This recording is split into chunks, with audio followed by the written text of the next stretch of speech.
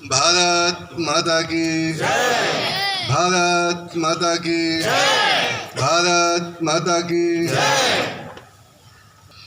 या देवी सर्वभूतेषु मातृरूपेण संस्थिता नमस्तस्यै नमस्तस्यै नमस्तस्यै नमो नमः। या देवी सर्वभूतेषु शक्तिरूपेण संस्थिता नमस्तस्यै नमस्तस्यै नमस्तस्यै नमो नमः।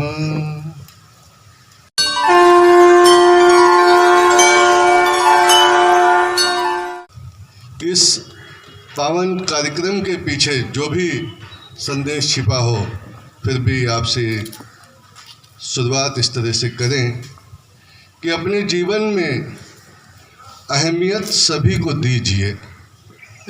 अपने जीवन में अहमियत सभी को दीजिए। अहमियत का मतलब सम्मान। अगर वो अच्छा है तो खुशियाँ देगा, अगर वो बुरा है तो आपको सबक देगा। कभी भी, जैसा हमारे अनुज डॉक्टर शिवन जी ने कहा कि शब्दों पे बड़ा गौर कीजिएगा। Sound physics and sound chemistry दोनों ये कहते हैं शब्द मिटते नहीं। और आप कैलेंडर पे टिक कर लीजिएगा कि जिस दिन आपको क्रोध आया और आपने गाली दी, वो गाली 44 दिन के बाद आपके पास वापस लौट आएगी। प्रमाण 44वां दिन आपका बहुत खुशी का दिन होगा। 44वां दिन फिर कहोगे गाली लौट आई तो खुशी का दिन कैसे होगा? खुशी का दिन तो आपके भाग्य के अनुसार होगा, लेकिन वो गाली आपके मन को उस दिन अशांत करती रहेगी। यानी सब कुछ आपके मन का है, खाना भी मन का है, बच्चों का आज का परफॉर्मेंस भी आपको प्रसन्नता देने वाला है, लेकिन आपका मन अशांत दिखाई देगा। यही प्रमाण है। अब हम बात करते हैं अपनी परंपराओं की, जिन्हें हमें जानना और निभाना ज़रूरी है।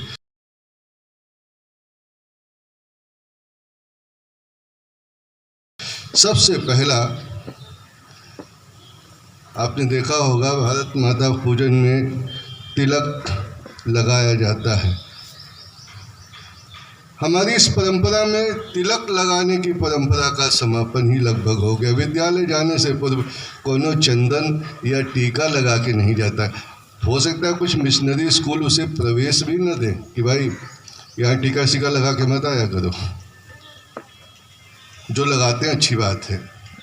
मस्तक पर तिलक लगाने का मतलब यहाँ पर एक पीनियल ग्लैंड होती है, जिसका काम ही है कंसंट्रेशन, जिसका काम ही है मेमोरी पावर बढ़ाना, जिसका काम ही है कि प्रेजेंस ऑफ माइंड को डेवलप करना। पूजा पाठ में देखा होगा, सबसे पहले आचमन करने के बाद पवित्रीकरण करने के साथ साथ तिलक भी धारण करते हैं। आप अपने भगवान की भी पूजा करते हैं, उनको भी तिलक लगाते हैं कि भगवान क्यों? क्योंकि आप प्रभु मेरे पे कंसंट्रेट रहना, हम तो आप पर कंसंट्रेट हैं ही। दूसरा, दीप प्रज्वलन आपने देखा कार्यक्रम के प्रारंभ में किया गया। प्रत्येक घर में जहाँ दीप जलता है उस घर में आरोग्य, समृद्धि, संपन्नता और संगठित होकर रहने की प्रवृत्ति बन जाती है।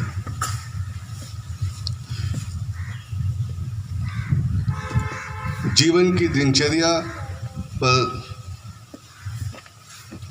आपको बहुत कुछ कहा गया, लेकिन कुछ चीज़ें जो बहुत ज़रूरी हैं, आपने देखा होगा कि आज की पीढ़ी पे लोग बड़ा इल्ज़ाम लगा देते, बच्चे भी इस बात को बहुत झेलते हैं।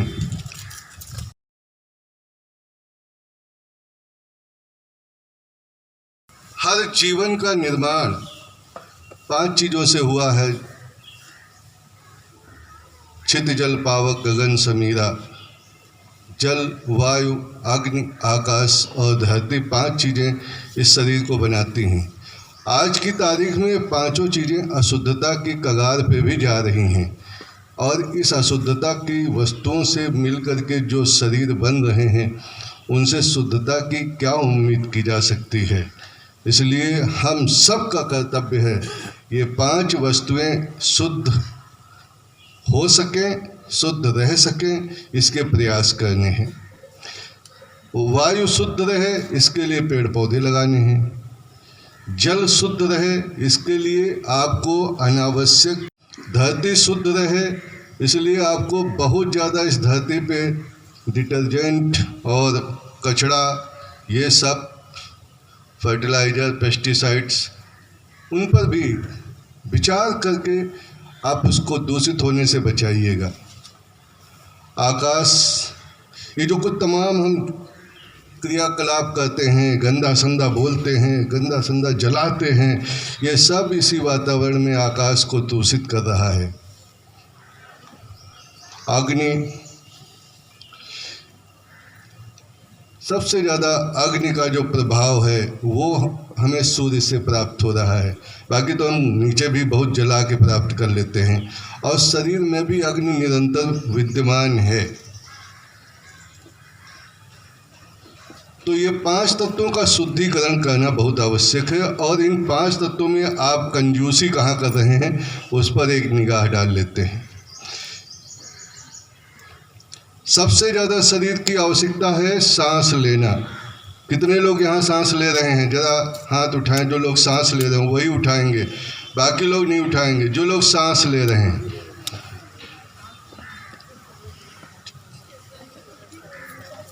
बहुत लोगों ने हाथ उठाए, लेकिन ये सब झूठ बोलते हैं, ये हमें उम्मीद नहीं थी। सांस लेना का मतलब सांस लीजिए और आपको आभास हो रहा हो। सांस तो हमारे इस देश में स्वामी बाबा रामदेव ही लेते हैं, जो गहरी सांस लेते हैं। और जो ज़्यादा सांस लेगा बेहतर, उसकी ज़िंदगी उतनी ही स्वस्थ और लंबी होगी। वरना 40, 45, 60, 65 तक आदमी निपट जाता है। गहरी सांस लिया कीजिए। बाबा रामदेव का फाइनेंशियल स्टेटस देखा है आपने? कितना करोड़ अरब रुपया है। आप भी धनवान बन सकते हैं, बस सर ये गहरी सांस लीजिए। ये नहीं यहीं आश्रम में लो और शाम को हमें मिलो कि हमारा बाबा बढ़ा नहीं। समय लगेगा, रामदेव जी को भी समय लगा है, आपको भी समय लगेगा। तो कितने लोग अब गहरी सांस लेने का अभ्यास करेंगे? कम से कम हर 1 घंटे में इतनी तेज सांस लो कि आगे की कुर्सी वाला पीछे लुढ़क जाए। ये तो विनोद की बात है, इतनी तेज मत ले लेना, क्योंकि अगले आदमी को भी घर जाना है। पानी बहुत पीजिए। रहीमन पानी राखिए, बिन पानी सब सून। पानी बिना न उबरे मोती मानुष चून। इनकी मौत हो जाती है, मोती मनुष्य और चूने की। मम्मी पानी तो दे देती हैं आपको बोतल में कि जाओ बेटा पीना जाके स्कूल में, और बेटा वहाँ से पूरा बोतल पानी वापस बचा के ले आता है, क्योंकि हमारे राष्ट्र में पानी का खतरा जो पैदा हो गया है, उसको जो हो जाएगा खतरा, उससे उसको फिक्र नहीं है। तो जो बच्चे पानी पी, कुछ लोग तो इतने सतर्क हो गए कि पानी रास्ते में गिरा के चले आते हैं, और कुछ लोग पानी पीते ही नहीं, बार बार पानी भरने बोतल में स्कूल के नलों में, यानी क्लास छोड़ के निकल जाते हैं। मैम पानी बहुत पीजिए। बहुत प्राचीन कथा है कि समुद्र मंथन की क्रिया की गई थी तो 14 रत्न पानी से निकले थे। तो जब ये पानी हम पीते हैं तो हमारे शरीर में भी उसका मंथन होता है और 14 प्रकार के एंजाइमेटिक प्रोसेस के बाद वो हमारे शरीर से बाहर हो जाता है, जिसमें हमारा हार्मोनल सिस्टम, एंजाइम सिस्टम, तमाम उसमें बेहतरीन कंपोनेंट बनते हैं, जिससे जीवन इतना सुखद, सुंदर, सौंदर्य युक्त बन जाता है।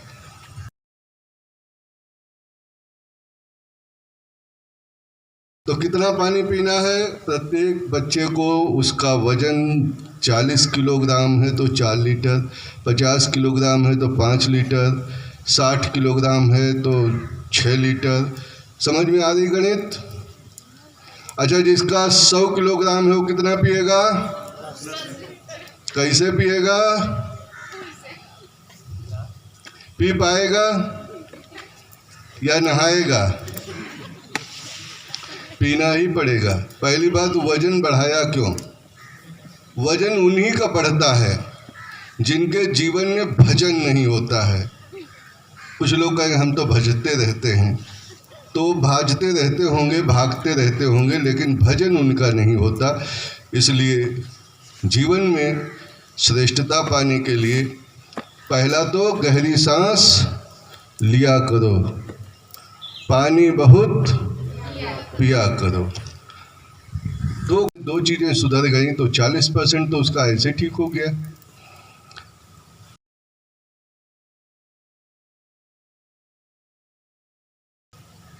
अब धरती का तत्व आपके शरीर में शुद्ध रहे तो शुद्ध क्या बचा है? फल बचे हैं, कुछ अनाज बचे हैं। तो फलों को यूं ही खाया करो, बिना ऐसी तैसी किए। ऐसी तैसी समझ रहे हैं आप लोग, क्योंकि नए बच्चे हैं, सब ऐसे समझते हैं। रोज फल खाएं, जो खाएगा फल वो हो गया सफल। आप तमाम उपाय कर लो, उससे सफलता नहीं मिलेगी। आप फ्रूट्स खाएंगे तो आपके अंदर एनर्जी बनी रहेगी। इसमें मिट्टी ही मिट्टी है इस फल में, क्योंकि जो हम अनाज खाते हैं, सब्जियां खाते हैं, फल खाते हैं, मसाले खाते हैं, औषधियाँ खाते हैं, उन सब में इस धरती तत्व ही मिला हुआ है। 3 चीज़ें हो गई हैं। चौथा, ये आकाश तत्व। जिसके जीवन में ये आकाश आ गया वो दुनिया की ऊंचाई छू लेगा। यदि आप 3 समय आकाश को देखते हैं और आकाश को धन्यवाद देते हैं, शायद आकाश ने सुन लिया है, इसलिए उसने बराबर से अपनी फ्रीक्वेंसी। आप जो सुन रहे हैं ये आकाश के कारण, आप जो चल रहे हैं इस आकाश के कारण ही, इस आकर्षण बल के कारण ही। तो 3 बार सुबह सूर्योदय के समय आप दोनों हाथ उठा करके आकाश को धन्यवाद धन्यवाद धन्यवाद दीजिए। फिर जीवन की परिवर्तन देख लीजिए कि कितने सकारात्मक परिवर्तन आपको उपलब्ध होते हैं। ये जो अग्नि का तेज है, ये 4 प्रकार की निर्मलता से आपके भीतर आकर्षण और सौंदर्य के रूप में, व्यवहारिक वाणी के रूप में स्वतः प्रकट होने लग जाएंगे। ये आपकी जीवन शैली होनी चाहिए। अब कुछ लोग हमारे पास भी आ जाते हैं कि गुरुजी ये बच्चा पढ़ नहीं रहा है, इसका साइंस साइड एडमिशन कराया है, इसका कुछ हो नहीं रहा है, ये इसको कॉमर्स में बैंक की सेवा में जाना है, इसका कुछ हो नहीं रहा है, इसको कंप्यूटर सिखा रहे हैं, इसको कुछ समझ में नहीं आ रहा है। तो हम उसकी कुंडली देख करके उसको ग्रह रत्न वगैरह, स्टोन वगैरह सजेस्ट कर देते हैं कि ये पहनाओ इसे। मुझे लगा इसके बाद भी नहीं ठीक से हो रहा है। धरती पे जो संबंध हैं वो आसमान के ग्रहों से जुड़े हैं।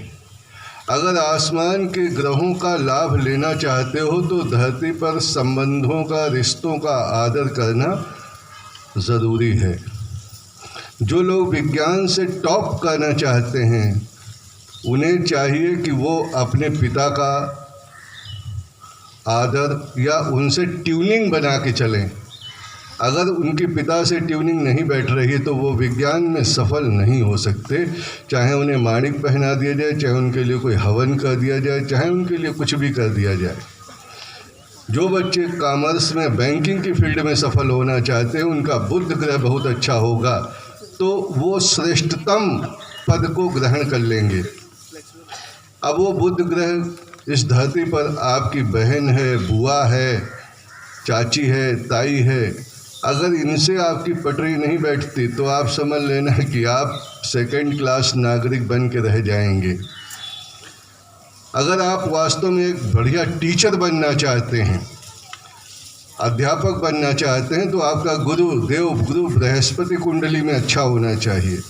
अगर ये ग्रह अच्छा नहीं है तो आप अपने शिक्षक जो रहे हैं उनका आदर कीजिए, अपने पिता का आदर कीजिए, अपने बाबा का आदर कीजिए, अपने ननिहाल में नानी नाना का आदर कीजिए, तो ये ग्रह आपका श्रेष्ठतम लाभ देने लगेगा।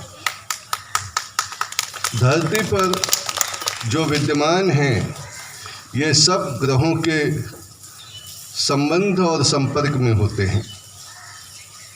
इन्हीं से आपके सब्जेक्ट एजुकेशनल सब्जेक्ट बनते हैं और इन्हीं से ही आपकी ग्रह दशाएं निर्धारित हो जाती हैं। सभी वक्ताओं ने ये बात कही कि माँ की भूमिका बहुत बड़ी होती है।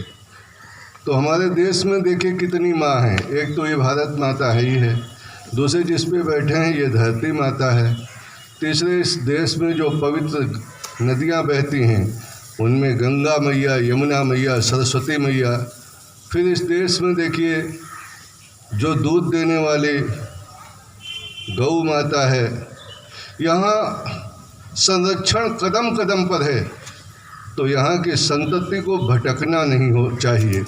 तो यहाँ की संतति को सिर्फ यहाँ की संस्कृति को अपना लेने की आवश्यकता है। और आज मेरी प्रार्थना बच्चों के साथ साथ उनके घर में साथ में मम्मी लोग भी आई हैं, इनसे भी प्रार्थना है कि माँ क्या नहीं कर सकती। किसी भी देश की माँ हो, ऐसा नहीं हिंदुस्तान के देश की ही माता के लिए ऐसा कहा जाता है।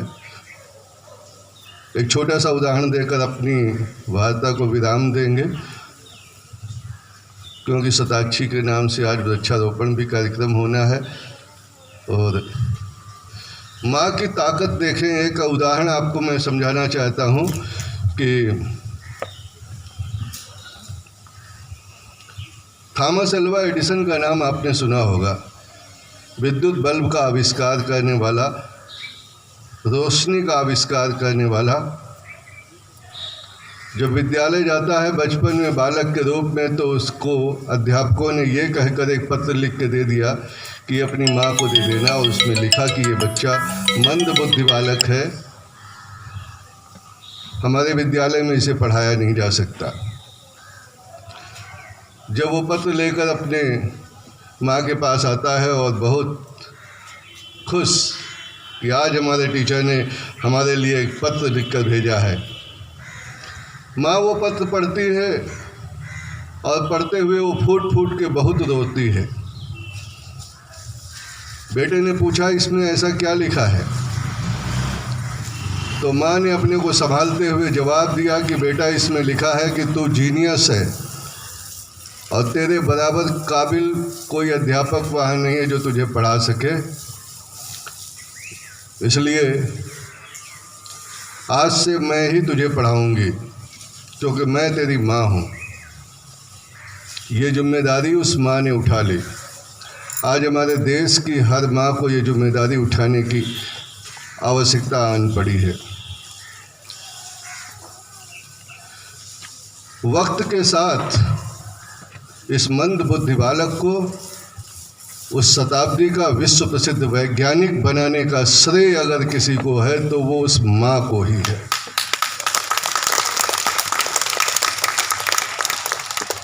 तो जो माँ ये तय कर लेगी कि मुझे अपने बेटे को वैज्ञानिक बनाना है,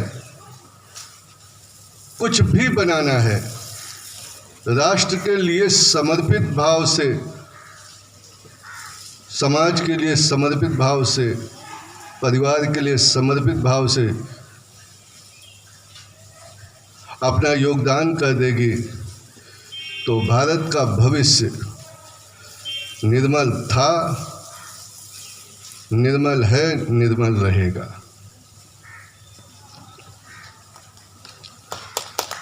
इन्हीं शब्दों के साथ श्री हनुमान जी की दो पंक्तियां कह करके वाणी को विराम करेंगे।